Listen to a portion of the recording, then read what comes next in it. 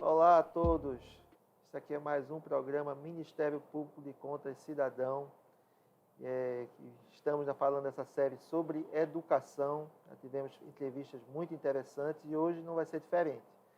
E hoje temos a honra e o privilégio de receber o professor Manuel Humberto Gonzaga Lima, professor que é presidente nacional da União Nacional dos Conselhos Municipais de Educação, presidente do Fórum Nacional de Educação, conselheiro nacional do Fundeb, conselheiro municipal do município de Neópolis e, mais do que tudo, um grande entusiasta da educação, alguém que trabalha ativamente nessa sinergia da educação e principalmente nessa articulação dos conselhos municipais e conselhos em geral de educação para a efetividade dessa política pública.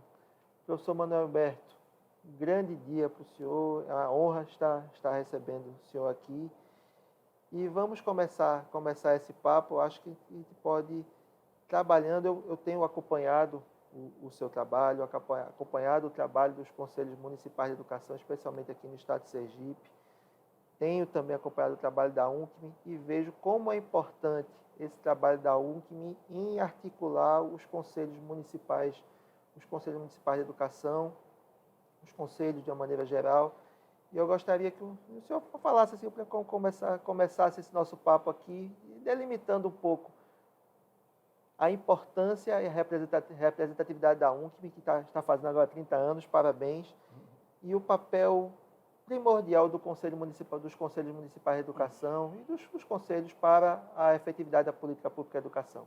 Muito grato, professor. Muito bem, eu quero primeiro, doutor João Augusto, agradecer a deferência desse convite, dizer da importância que tem para a UNCM nesse momento, estarmos aqui discutindo essa proposta de trabalho, né? São 30 anos de atividades no Brasil, uma instituição que começou com 6 conselhos, né? Inclusive o Conselho de Aracaju, como fundador, e que hoje tem mais de 5.400 conselhos criados, 60 mil conselheiros no Brasil atuando plenamente na defesa da educação, da democracia, de um trabalho de gestão escolar que traga resultados plenos para a legislação dos municípios, né?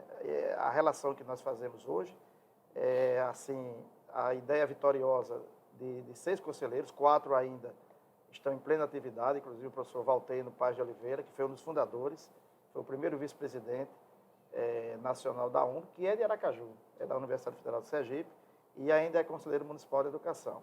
Isso traz realmente um trabalho desafiador que liga essa instituição aos conselhos municipais de educação, que talvez seja a parte mais significativa do processo.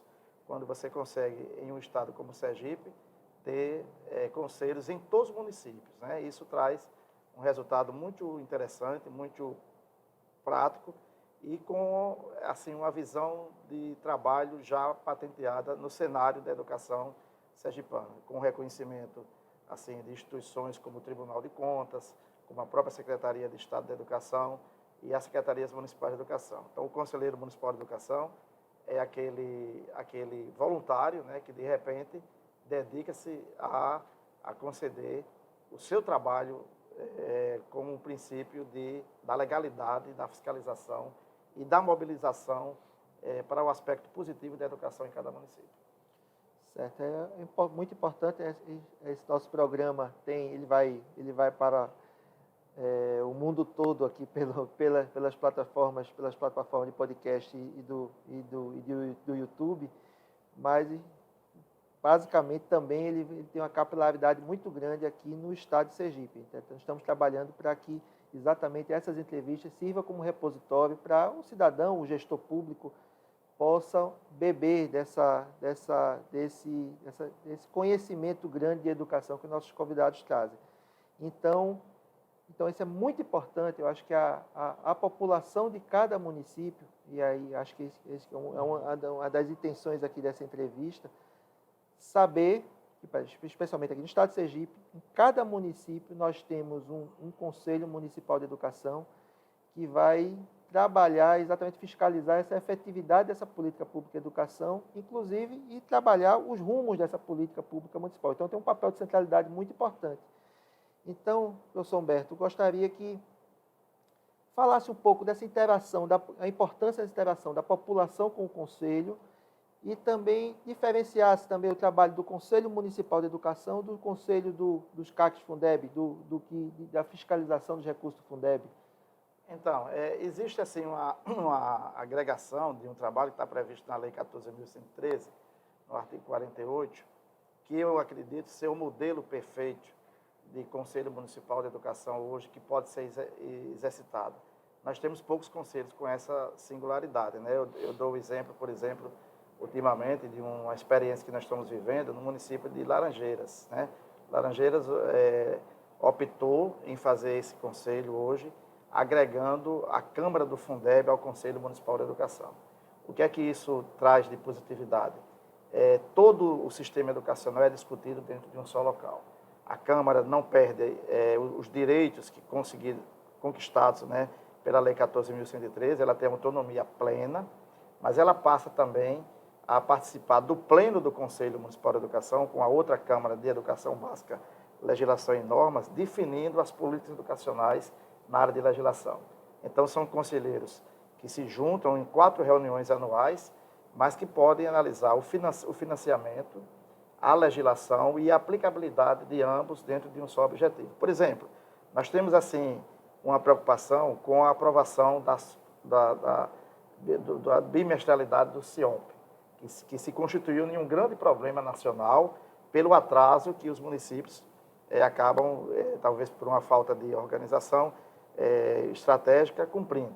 Então, quando você traz essa discussão no amplo da Câmara do Fundeb e discute com o Conselho Pleno do próprio Conselho de Educação, você traz uma amplitude de conhecimento para mais pessoas dentro de um cenário da discussão municipal. Tanto que, no último levantamento feito agora, somente o município de Sergipe ficou de fora. Isso traz já um resultado de um trabalho que os conselhos estão fazendo em seus respectivos municípios. E aí o trabalho que a UNC agregou desde 2018, quando passou a filiar também os CACs Fundeb. Porque quando não existe esse formato de conselho, é obrigado que um conselheiro municipal de educação participe do CACs Fundeb. Então, a ligação é automática. Em ambos os casos, ela ocorre. Então, o CACs Fundeb hoje, que cuida do financiamento principal da educação, ele passa a ter uma interação, em algum momento, com mais força com o Conselho Municipal de Educação. Na minha opinião, isso é decisivo para o sucesso e para os resultados a serem alcançados nos municípios. Isso é muito importante. Aí é importante fazer essa pequena diferenciação, apesar de que, como o professor disse, o ideal é que eles trabalhem nessa perspectiva de Câmara, trabalhem conjuntamente num só órgão, né? Mas se não trabalharem em um só órgão, que trabalhem com unidade de propósitos e sinergia e harmonia. Então, é muito, muito importante isso. E o professor levantou a questão do CIOP, das informações para o CIOP, também isso foi uma informação que me deixou muito satisfeito, porque aí isso foi discutido em âmbito nacional, no âmbito dos Ministérios Públicos de Contas. Passamos a trabalhar, os procuradores de todo o Brasil, aquela planilha do Ministério da Educação, mostrando os municípios que estavam com pendências em relação ao CIOP, que o CIOP exatamente um sistema que recebe as informações da educação dos municípios, que eles têm que preencher bimestralmente. Em âmbito Brasil, tinha muitos municípios que estavam atrasados com essa entrega de informes. E qual era o problema? É que os que não se habilitassem até 31 de agosto agora, não poderiam se habilitar a receber a parcela VAAT, que é uma parcela de complementação da União do Fundeb. Então, houve uma mobilização dos Ministérios Públicos de Contas brasileiros exatamente para trabalhar aqueles municípios para que entregassem as informações para o CIOP e pudessem se habilitar essa parcela tão relevante do VAAT. E Sergipe só tinha um município que contactamos com a dirigente municipal de educação desse município e a promessa foi de que isso foi sanado ainda há tempo, professor. Então, foi? A promessa que me foi repassada, nós alertamos e a promessa foi de que Sergipe ia trabalhar com 100% dos seus municípios habilitados nessa parcela VAAT, que é uma grande notícia, e mostra não só o trabalho dos conselhos de educação nisso, porque o conselho, acho que é importante até o professor Salanitar, que ele tem uma parcela, tem uma função muito importante, o conselheiro, nesse envio de informação assim, ó. Podia detalhar um pouco isso? Isso, é porque, na realidade, depois de feito todo o trabalho a nível contábil e referendado pelo secretário municipal de Educação, ele é validado pelo Conselho do CACS-Fundeb, né? Ou pela Câmara do Fundeb, quando ela é integrada ao Conselho Municipal de Educação. O que é que nos preocupou desde o primeiro momento? A UNP monitorou esse processo, até vou verificar se os nossos dados já consolidam a chegada desse outro município, né? Porque até ontem nós tínhamos essa pendência ainda em aberto, mas o fato é que a orientação que nós passamos a partir do início de 2021 é que os nossos conselhos, quando a gente diz que é validado pelo presidente do conselho, na realidade ele passa a ter um trabalho de pleno, né? Ele submete aquelas contas apresentadas pela secretaria ao conselho pleno e depois de aprovados em ata, é que ele valida a aplicabilidade dos recursos. Isso não chega a trazer prejuízos assim de imediato para o gestor municipal. Isso acontece de uma forma diferente, quando é analisada alguma incorreção. A validação das contas, elas podem ocorrer, inclusive, com orientações, caso haja alguma incorreção na transmissão que é feita pela Secretaria Municipal de Educação, obviamente amparada nos princípios contábeis que foram orientados pelo próprio município. Então, é uma vitória também da UNCM, né, porque a UNCM treinou esses presidentes, orientou, emitiu circulares. Ela tem hoje um trabalho muito diferenciado feito em Sergipe pela professora Maria José Guimarães, que assumiu recentemente a coordenação estadual, com a diretoria que a UNCM instituiu nacionalmente, com 4 diretores e um vice-coordenador em cada estado. A nível nacional, nós somos 5 vice-presidentes, um em cada região, e os 4 diretores permanecem, e entre eles, um diretor jurídico de legislação e normas, que se preocupa em emitir informações de uma forma consecutivas para os conselhos em todo o Brasil. Isso traz realmente um resultado muito prático. Eu sempre cito Sergipe, né, pelo fato de estar, de ser sergipano, de viver Sergipe plenamente, mas a minha preocupação ela vai no âmbito nacional. Quando a gente controla, por exemplo, essa parte do CIOP de Sergipe, que eu falo de um município, mas eu tenho resultados também do Paraná, do Rio Grande do Sul, de Santa Catarina, enfim, de todos os estados, para que haja um cumprimento rigoroso dessa legislação, que colabora ativamente com os tribunais de contas, no sentido das fiscalizações que são feitas a posterior, mas principalmente para um bom andamento da gestão municipal da educação. Professor, acho que essa resposta traz um gancho, acho que importante para a gente trabalhar também, que é a questão dessa, e aí uma opinião minha, que acho que o professor concorda, dessa ampla necessidade de aproximação dos tribunais de contas com os conselhos de educação. E aí tanto o municipal como dos CACS-Fundeb, exatamente porque nós trabalhamos com controles semelhantes. Tá? O Tribunal de Contas quer a efetividade da política pública educacional, quer a boa aplicação dos recursos do Fundeb, então temos que nos, digamos assim, ajudar reciprocamente. Então, nesse ponto, acho que é importante salientar, o professor mencionou isso, o Tribunal de Contas tem colaborado com o treinamento dos conselheiros municipais de educação, e eu vejo essa atuação dos conselhos como primordial para uma questão de política pública que, para mim, é algo que tem que ter a maior atenção de todos os gestores da educação, que é exatamente a necessidade da recomposição das aprendizagens. Já vínhamos, por exemplo, no estado de Sergipe, com uma dificuldade grande em relação ao número de proficiência. Essa dificuldade se exacerbou por causa da pandemia. Alunos que, com as aulas remotas, estão com muitas lacunas, né, no seu aprendizado. E eu tenho defendido aqui que todos os municípios têm que ter um plano, não só para 2022, mas não só para 2023, mas pelo menos até o final da gestão dos atuais prefeitos para recompor essas aprendizagens. E, na minha opinião, professor, os conselhos municipais de educação têm um papel primordial de cobrar esses planos e que essas lacunas de aprendizagem possam ser supridas. Então, gostaria que o senhor falasse um pouquinho dessa importância dessa aproximação dos conselhos com os tribunais de contas. Então, é fundamental, né? Nós tivemos, o ano passado ainda, em plena pandemia, um grande seminário feito aqui com o apoio da Ecojan, e que nós trouxemos os melhores nomes assim de conhecimento que colaboraram certamente para uma discussão ampla a partir do financiamento, mas também do problema que vivemos ainda com a pandemia do Covid-19. E agora a visão ela vai em uma outra direção. Recentemente, a UNCM fez uma solicitação e foi atendida ao Ministério da Educação para que todos os nossos coordenadores das seccionais dos estados tivessem acesso a uma senha CIMEC para acompanhar a aplicabilidade dos planos municipais de educação. E por que nós entendemos que isso é fundamental? Porque, mesmo sem poder intervir, evidentemente, no lançamento de qualquer proposta, mas de monitorar as ações executadas. Tivemos uma surpresa aqui em Sergipe, onde a maioria dos planos municipais, mesmo lançados lá na plataforma PAR, sequer tiveram tido nenhuma movimentação. E aí eu quero referendar aqui o trabalho do Fórum Estadual de Educação, referendar o apoio da Secretaria de Educação, na pessoa do professor Josué Passos, né, que aceitou fazer essa experiência junto com o Ministério da Educação e com a UNCM, acompanhando de perto a aplicabilidade desses planos municipais.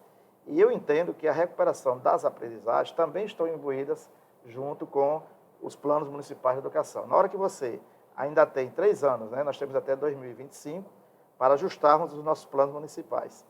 Então, podemos analisar o período desse biênio complicado que o Brasil viveu, 2021, nós temos como tentar ajudar, né, com opiniões, com monitoramento e dizer, olha, essa estratégia aqui, que está prevista no seu Plano Municipal de Educação de 2015, não foi corretamente aplicada. Ela pode ser ainda revista, nós temos 3 anos ainda, pode parecer pouco, mas pode ser um prazo fundamental para que a gente possa trazer, por exemplo, o projeto de alfabetização, que no caso o Estado de Sergipe já aplica, de uma forma mais consciente, de uma forma mais direta, né? Buscando parceiros novos. Recentemente, nós estamos assim num diálogo muito forte com o Rotary Internacional, para tentar trazer os rotarianos que atuam plenamente na defesa, no combate ao analfabetismo, na defesa da educação básica, também para esse trabalho, né? Quanto mais pessoas chegarem para poderem somar, eu acho que traremos resultados satisfatórios. E os conselhos, com essa senha de acesso do coordenador estadual, é o primeiro passo, porque o segundo é pedirmos o acesso também para todos os presidentes de conselhos do Brasil. Certamente, quando isso for possível, lá em Neópolis, que é a minha terra, a nossa presidente lá, a Silvaneide, ela poderá ter a certeza daquilo que pode ser melhorado no seu município. Outro professor, e aí falou dos planos municipais de educação, que é um problema do Brasil todo, essa falta de coerência entre o que está no plano e aquilo que está sendo feito na prática, e a pandemia veio também embolar mais ainda esse caminho, mas o senhor também, professor, é o presidente do Fórum Nacional de Educação, e que tem uma missão grandiosa, que é organizar a Conferência Nacional de Educação, que vai trabalhar exatamente o planejamento educacional para o decênio 2024-2034. Me fale um pouco, professor, desse desafio e da importância dessa conferência e o que é que nós, enquanto, digamos assim, cidadãos brasileiros, devemos esperar dessa conferência. Então, a Conferência Nacional de Educação, nós estamos exatamente na etapa nacional. Ela acontece, a etapa nacional, em novembro, dias 29, 30 e 1º de dezembro, mas ela já está acontecendo desde 2021, quando todos os municípios brasileiros foram convocados para fazerem suas etapas municipais, que já transcorreram todas até o dia 31 de maio de 2022. O prazo de 30 de junho, que era para as etapas estaduais, já foi devidamente cumprido, né? Tivemos um único atraso, infelizmente, no estado de São Paulo, que realizou agora no último final de semana a etapa estadual, mas temos hoje já resultados significativos. São mais de 2.000 contribuições já organizadas por eixo, né? Porque a conferência ela passa por 3 eixos. O eixo 1, que fala da perspectiva do Plano Nacional do próximo decênio, 2024-34.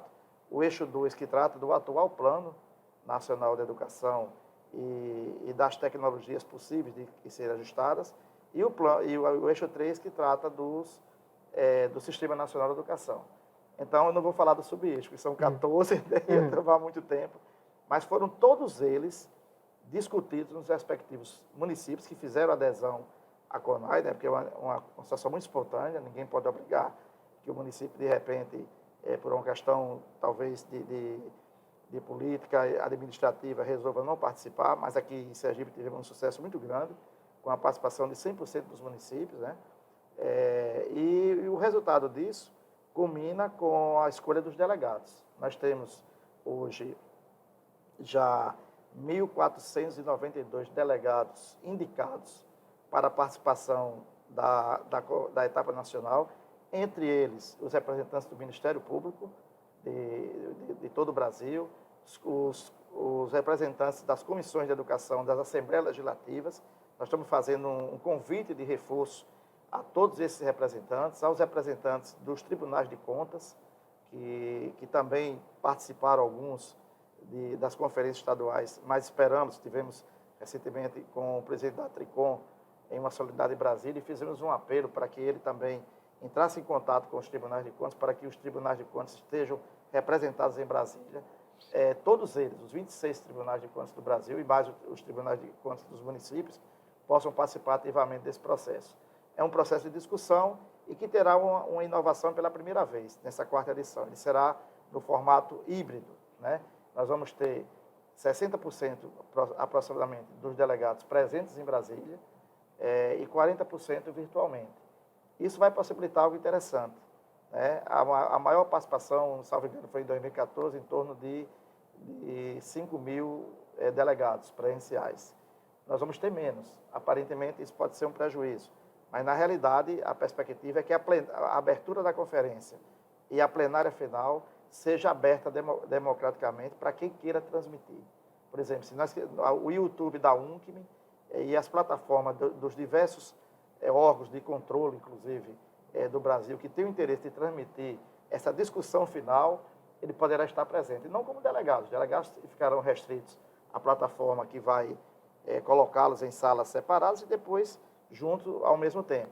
Mas, se tivermos um educador, presidente de um Conselho Municipal de Educação de Propriar, que não pôde ser escolhido como delegado, mas queira assistir, ele vai participar ativamente de toda a CONAI. Nós imaginamos, temos um cálculo inicial, que teremos aproximadamente, na plenária final, mais de 10.000 participantes, podendo ver de perto tudo aquilo que foi proposto nos estados e que culmina com essa votação final, que vai depois ser entregue em um relatório ao ministro da Educação, aos presidentes das comissões de educação da Câmara Federal e do Senado e à presidente do Conselho Nacional de Educação. É algo diferente que nós esperamos, se Deus permitir, cumprir.